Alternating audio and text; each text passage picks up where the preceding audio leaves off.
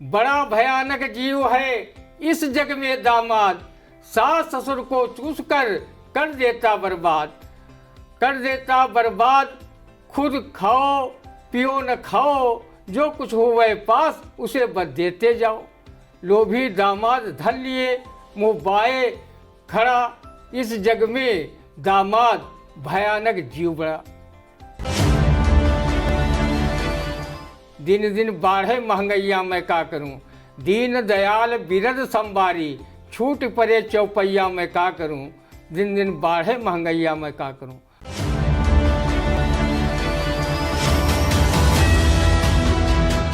नमस्कार, आप देख रहे हैं इंडिया और मैं हूं उदय चौहान। हमारे साथ मौजूद हैं वरिष्ठ पत्रकार कवि एवं रंगकर्मी ज्ञान प्रकाश सिंह प्रतीक, और हम लोग एक बार फिर हाजिर हैं आई इंडिया के खास साप्ताहिक प्रोग्राम रंदा में।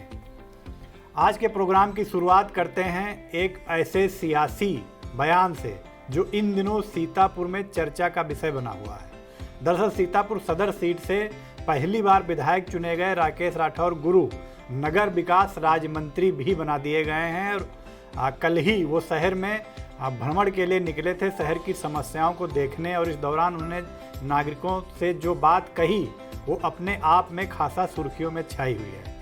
शहरी विकास एवं गरीबी उन्मूलन राज्य मंत्री राकेश राठौर गुरु ने खूबपुर पूर्णागिरी मोहल्ले का भ्रमण करते हुए मोहल्ले वासियों से कहा, चेयरमैन भाजपा का बनाओ तब शहर का होगा विकास। इस पर रंदा की टिप्पणी आप सुनिए। रंदा को इस बात की खुशी है कि कम से कम मंत्री जी ने 4 महीने बाद अपना मौन व्रत तोड़ा और जनता से कहा, पहले चेयरमैन भाजपा का बनाओ फिर होगा शहर का विकास। मंत्री जी का ये बयान लोगों को बहुत ही हास्यास्पद लगा। लोग कहने लगे कि मंत्री बड़े हैं या नगर का चेयरमैन।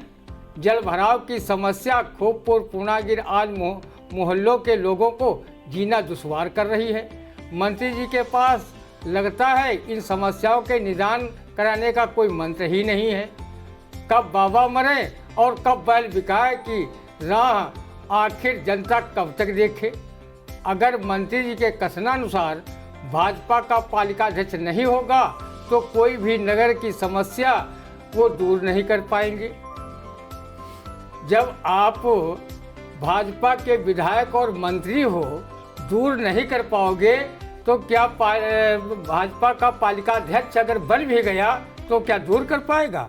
उनके बयान से तो लोग यही अर्थ निकाल रहे हैं। लोग कहते हैं जो मंत्री अपने घर के पास लगे कूड़े के ढेरों को नहीं उठवा पा रहा है और उन ढेरों में सूकर अपना भोज पदार्थ तलाश कर गंदगी में 4 चांद लगा रहे हैं, वो शहर की गंदगी व जलभराव की समस्या कैसे दूर कराएंगे। जो राज्य मंत्री अपने साथ नगर पालिका के ईओ को लेकर पूर्णागिरी और मोहल्ले का भ्रमण कर रहा हो और उसे नगरीय समस्या हल करने का आदेश भी न दे तो उन्हें कोई मंत्री माने या न माने, रंदा उनको वही मानने पर मजबूर है जो वो 4 माह पूर्व हुआ करते थे। रंदा उन्हें उसी दिन मंत्री मानेगा जब नगर पालिका अध्यक्ष से अपने ऊपर को समझने का दावा करेगी। मौजूदा नगर पालिका चेयरमैन राधेश्याम जायसवाल के 4 बार प्रशासनिक व वित्तीय अधिकार शासन प्रशासन द्वारा सीज कराए गए, लेकिन पालिका अध्यक्ष भी नेतागिरी में पुराने चावल हैं। वो उच्च न्यायालय से आदेश लेकर अपने पद पर जमे हुए हैं और उन्हें पद पर देखकर भाजपा के नेता सौतिया डाह में जैसे जल रहे हैं। लेकिन राजनीति के जादूगर कहे जाने वाले राधेश्याम जायसवाल इस शेर को साकार करते हुए पालिका परिषद को संचालित कर रहे हैं। मुद्दई लाख बुरा चाहे तो क्या होता है, वही होता है जो मंजूर खुदा होता है। मंत्री महोदय, आपके कहने मात्र से भाजपाई चेयरमैन नहीं हो जाएगा। वो जनता की वोट से चुना जाता है। वो चेयरमैन किस राजनीतिक दल का बनाती है, आगामी नपाब चुनाव में साफ हो जाए। जी बिल्कुल। और इसके अलावा अगर हम बात करें तो मंत्री हैं, ये नगर विकास विभाग इनके पास है। अगर ये शहर की समस्याओं को दूर कराते हैं तो कुछ ही दिनों बाद जो नगर पालिका के चुनाव आने वाले हैं उनमें ये अपने कैंडिडेट को अध्यक्ष तो वैसे भी बनवा सकते हैं। अगर जनता का उन पर विश्वास हो जाएगा कि ये काम करवाते हैं तो भाजपा का पालिका अध्यक्ष चुन लेगी। ये बयान उनका वास्तव में जैसा आपने बताया काफ़ी हास्यास्पद था। फिलहाल हम आगे बढ़ते हैं अपने प्रोग्राम में। महमूदाबाद कोतवाली क्षेत्र के ग्राम समनापुर में ससुराली जनों ने दामाद को बांधकर पीटा, वीडियो वायरल। इस पर रंदा की टिप्पणी सुनिए। ससुराल में दामाद देवता की इतनी अच्छी खातिरदारी ससुराली जनों ने की कि रंदा को भी ईर्ष्या हो गई कि उसका वीडियो तो जारी हुआ, काश उसकी जगह पर रंदा होता तो वो भी मिस्टर हाईलाइट की श्रेणी में आ जाता। कहाँ इस दामाद देवता का भाग्य और कहाँ रंदा का दुर्भाग्य, जहाँ आज तक इतना नायाब सम्मान उसे मिला ही नहीं।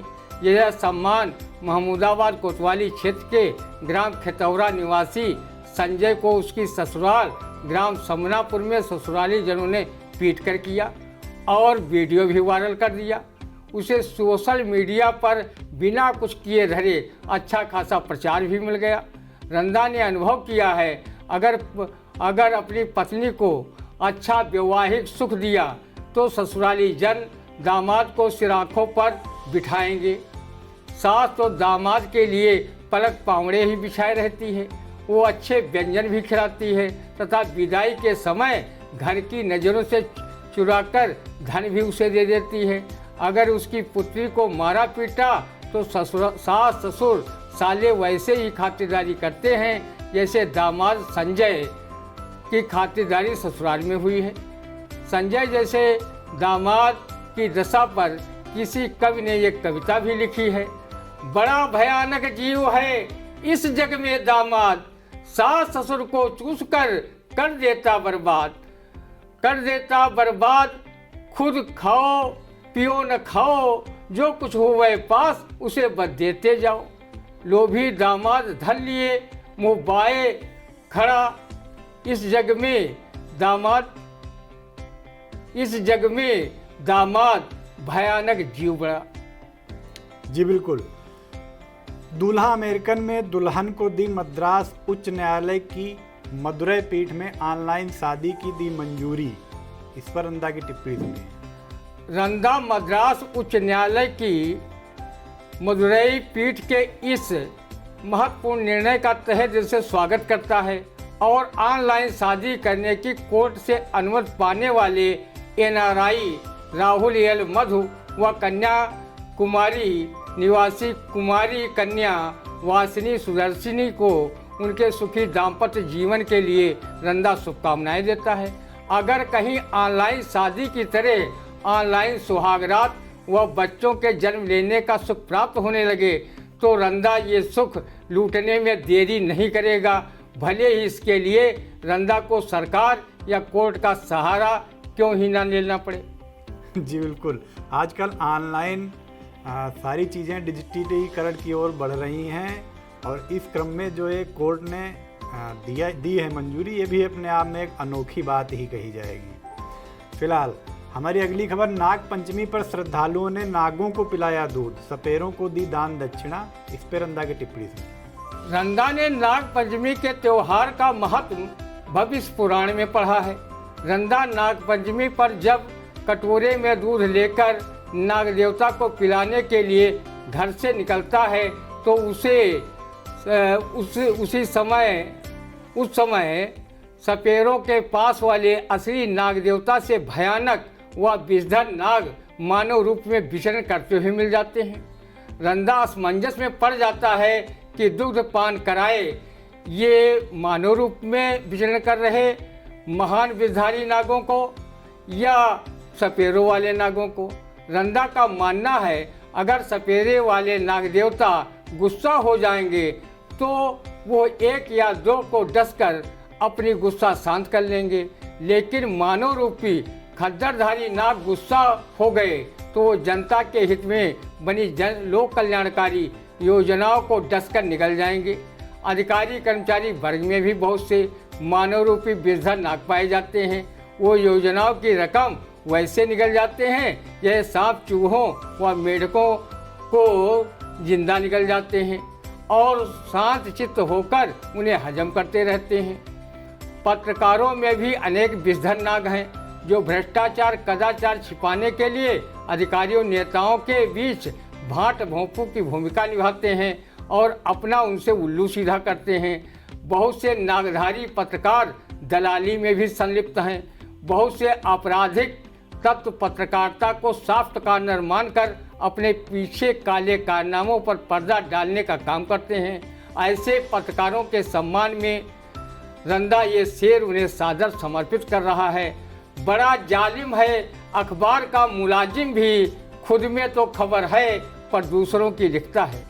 मानव रूप में कोई भी विषधारी नाग वृक्षों की विनाश लीला कर पर्यावरण को तहस नहस कर रहा है, तो कोई अवैध खनन कर रहा है, कोई चोरी डकैती गुंडई बदमाशी पर आमादा हो समाज को बर्बाद कर रहा है, तो कोई विषधारी मानव अपने वोट बैंक को बढ़ाने के लिए नफरती फुफकार छोड़ रहा है।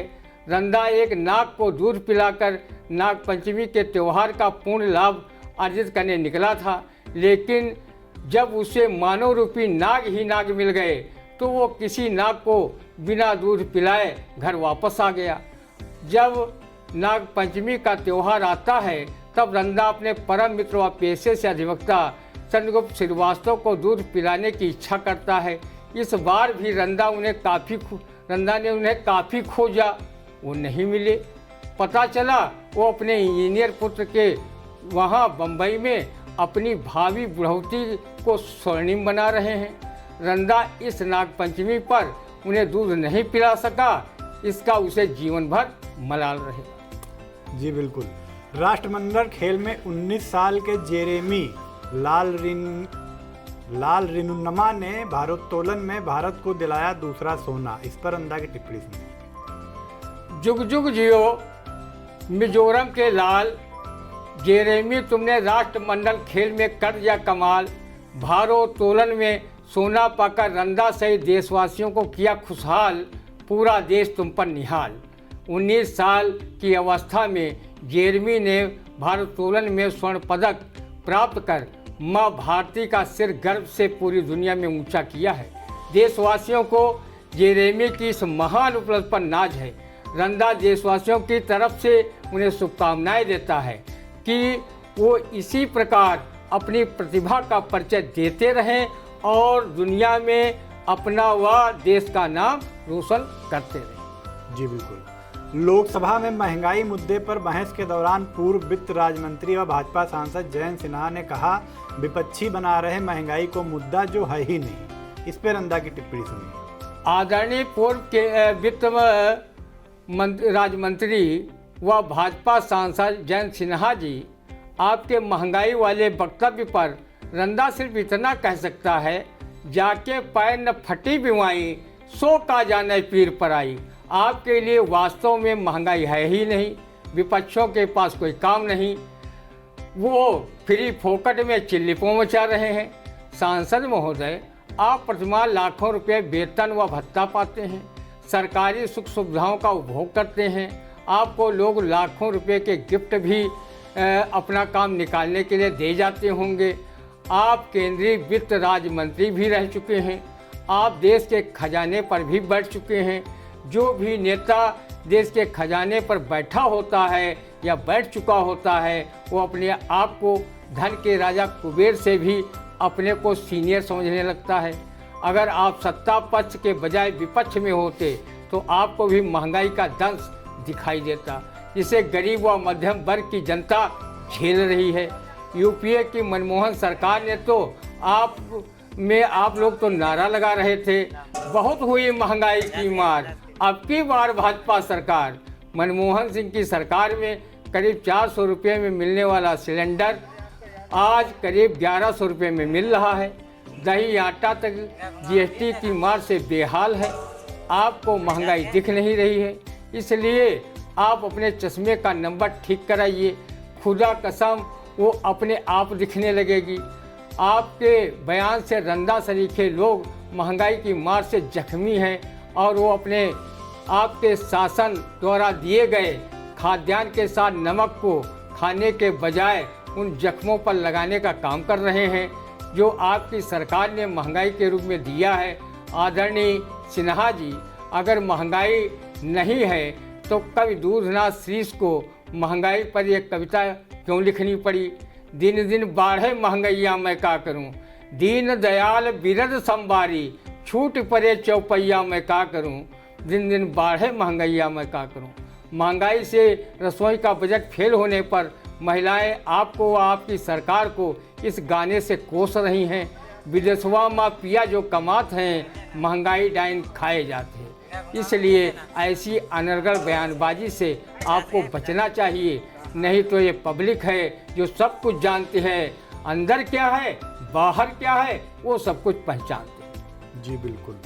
मुख्यमंत्री योगी आदित्यनाथ ने कहा कि सरकारी स्कूलों में मिल रही कॉन्वेंट जैसी शिक्षा, इस पर रंदा की टिप्पणी सुनिए। आप जैसा संत महंत सीएम ये बात कह रहा है तो रंदा मजबूरी बस माने लेता है।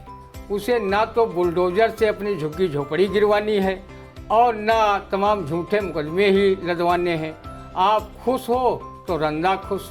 आपके हाँ में हाँ मिलाना रंदा की वैसे कोई मजबूरी नहीं है, लेकिन वो सत्य बात का हमेशा समर्थन तथा झूठी बात का हमेशा प्रतिकार करता है।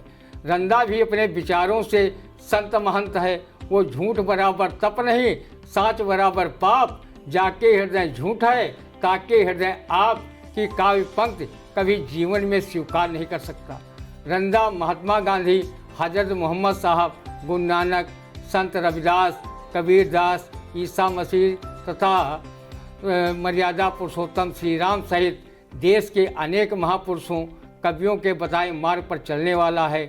इसलिए वो धरातल की सच्चाई पर विश्वास करता है। अगर परिषदीय स्कूलों में सीएम साहब कॉन्वेंट जैसी शिक्षा मिलती होती तो अब तक महंगी फीस अभिभावकों से वसूलने वाले कॉन्वेंट स्कूलों में ताला लग गया होता।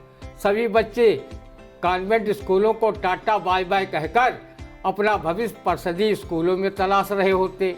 इससे अभिभावकों का धन बचता, ड्रेस कॉपी किताबों का पैसा तो बचता ही, भारी भरकम फीस नहीं देनी पड़ती, उनके बच्चे फ्री भोजन भी पाते। आदरणीय योगी जी, परिषदीय स्कूलों के सत्र के 4 माह बीत चुके हैं, बच्चों को सरकार से मिलने वाली किताबें तक नहीं मिली हैं। अगर आप किसी परिषदीय विद्यालय का आकस्मिक निरीक्षण कर लें तो आप स्वतः शिक्षा का स्तर जान जाएंगे।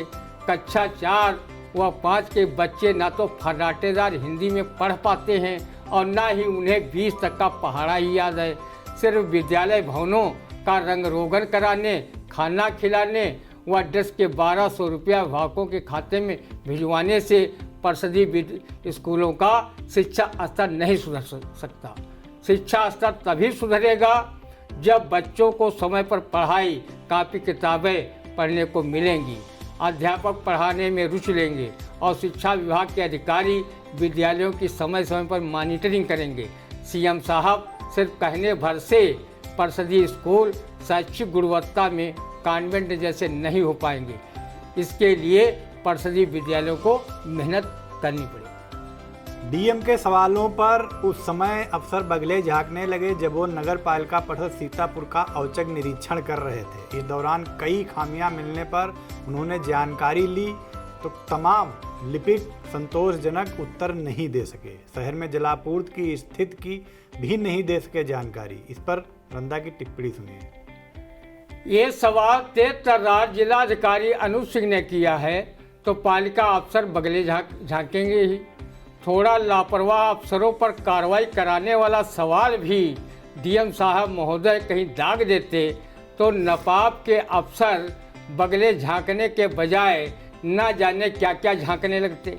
ये डीएम साहब के सवाल थे तो वो बिना उत्तर दिए बगले झांकने पर मजबूर हुए।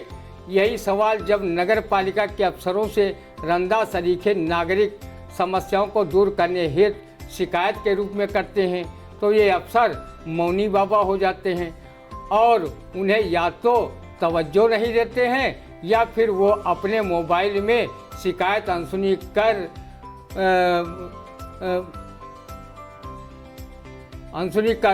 व्यस्त हो जाते हैं। पालिका के अफसरों की अनदेखी व लापरवाही के चलते पूरा नगर जल भराव, अतिक्रमण, गंदगी व संक्रामक बीमारियों से जूझ रहा है।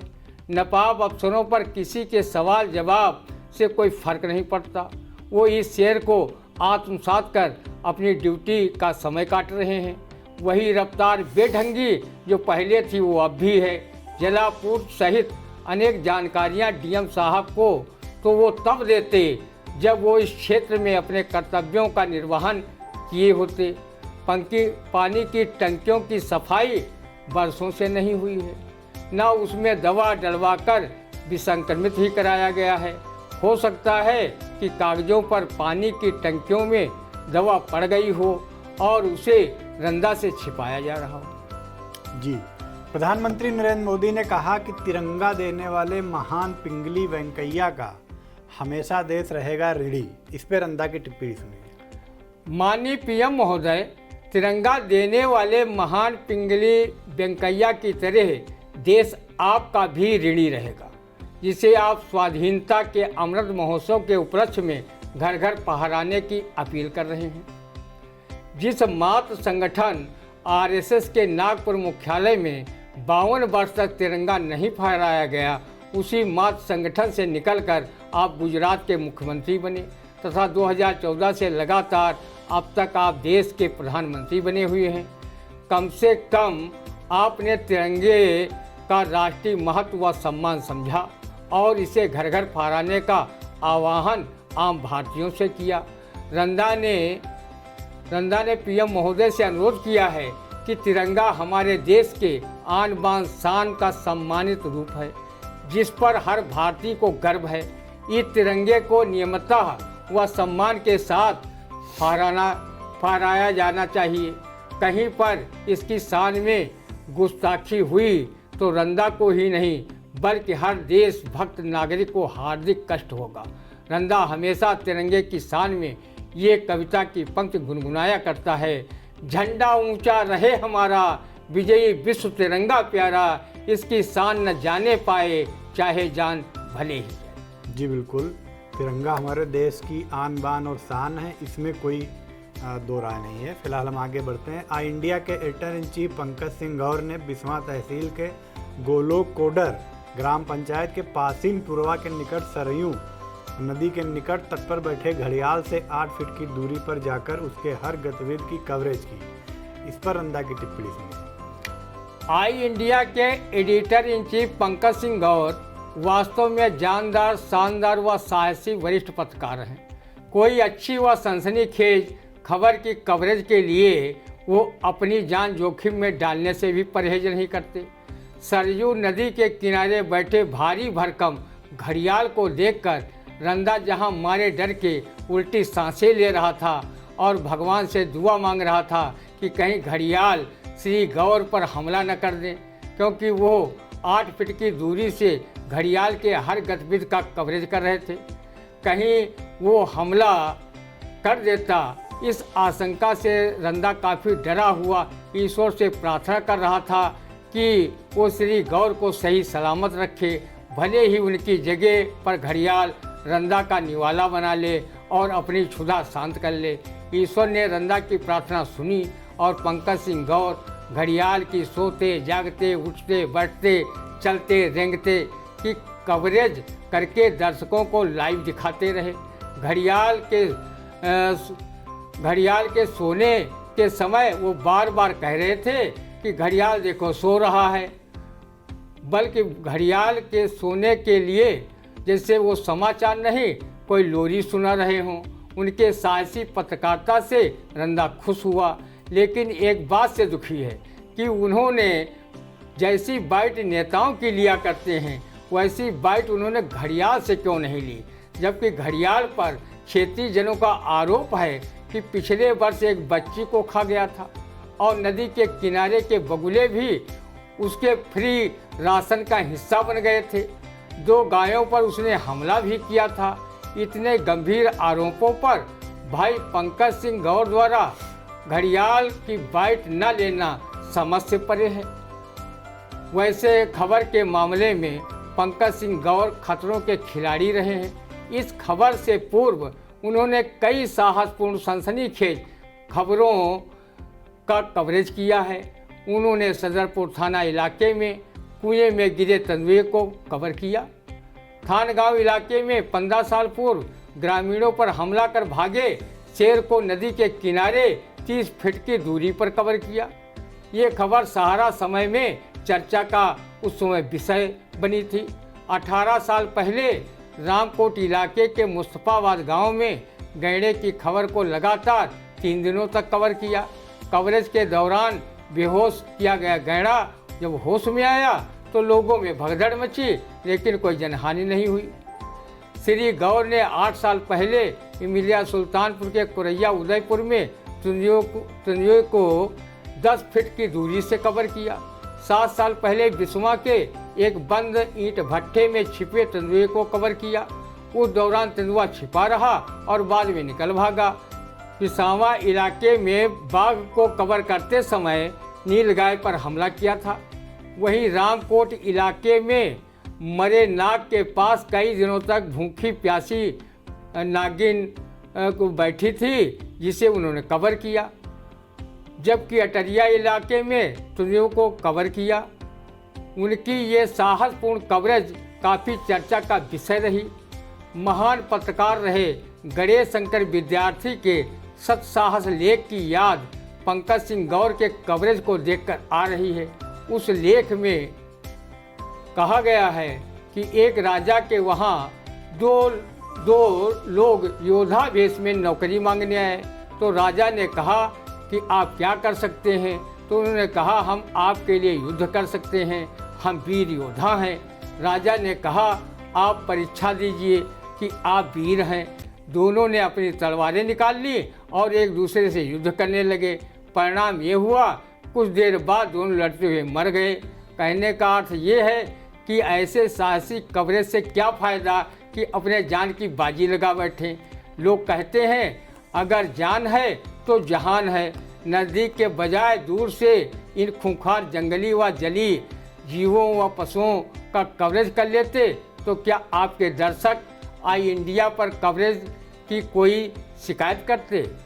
रंदा की सलाह है आप सबकी खबर लें और सबकी खबर दें, पर जान जोखिम में डालकर कवरेज न करें। रंदा इससे कतई सहमत नहीं है। जी बिल्कुल। अखिल भारतीय क्षत्रिय महासभा के संरक्षक मंडल सदस्य व समाज सेवी प्रताप सिंह गौर के निधन पर अखिल भारतीय क्षत्रिय महासभा ने जताया शोक। इस पर रंदा की टिप्पणी। अखिल भारतीय क्षत्रिय महासभा के जिलाध्यक्ष सुनील सिंह गौर एडवोकेट